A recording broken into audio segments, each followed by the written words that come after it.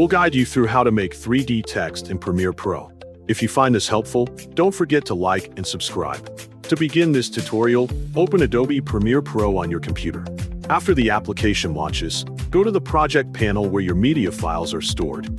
From this panel, drag the media clip directly onto the timeline to create or place it in a sequence where you want to add the text. Once the clip appears in the timeline, press T on the keyboard to activate the Type tool.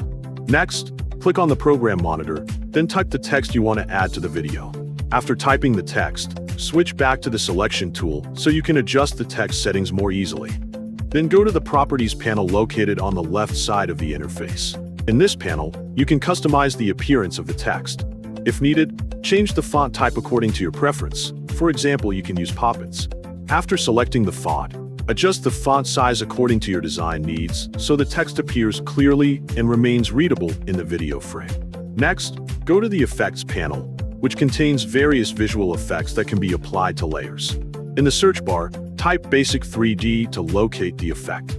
Once it appears in the search results, drag the Basic 3D effect onto the text layer in the timeline. This effect will allow you to create a simple three-dimensional perspective for the text. After that, use the search bar again and type Drop Shadow to find the shadow effect. Drag the Drop Shadow effect onto the same text layer in the timeline. Now move to the Effect Controls panel to adjust the effect settings.